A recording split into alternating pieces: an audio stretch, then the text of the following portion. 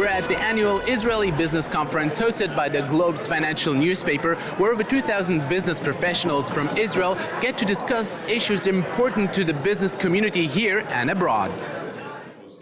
CNN's Richard Quest was back as the star interviewer for all the guests from abroad, as he already feels very comfortable with his knowledge about the Israeli economy. Israel is one of those economies that is consistently in the news for reasons because of its unique attributes.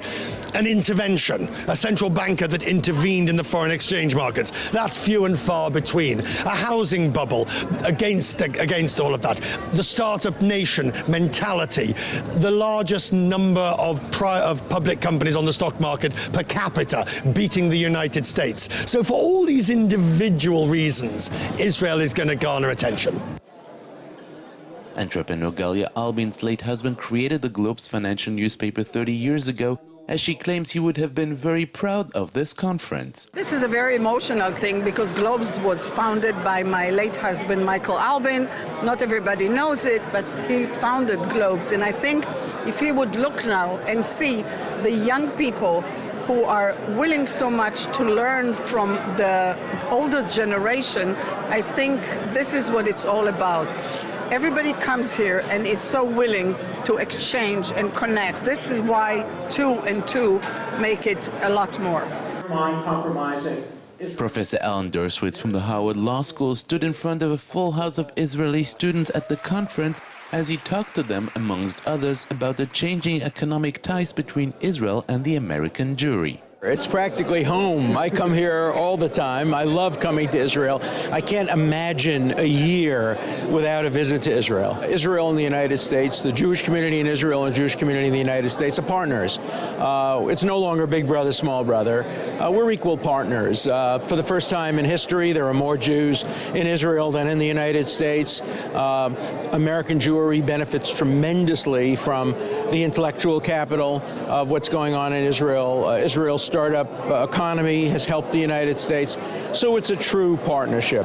It still gives me great pleasure to invest in Israeli bonds and to contribute to some of the important Israeli charities, but I do it in the spirit of partnership.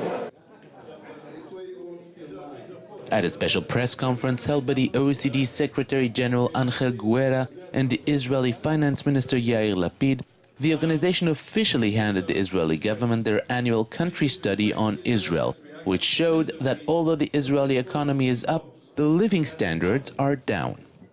With the legacy of the global financial crisis still holding back recovery in many countries, Israel's growth rates are the envy of much of the rest of the OECD. Unemployment is at record lows, inflation is under control, and your high-tech sector continues to attract admiration worldwide. As Mr. Guria said, we're taking the right steps now economically. We don't want to see the collapse of this government should hold the full 4 years, but it should have peace with the Palestinians, should make peace with the Palestinians. Israel is a leader and Israel is making contributions.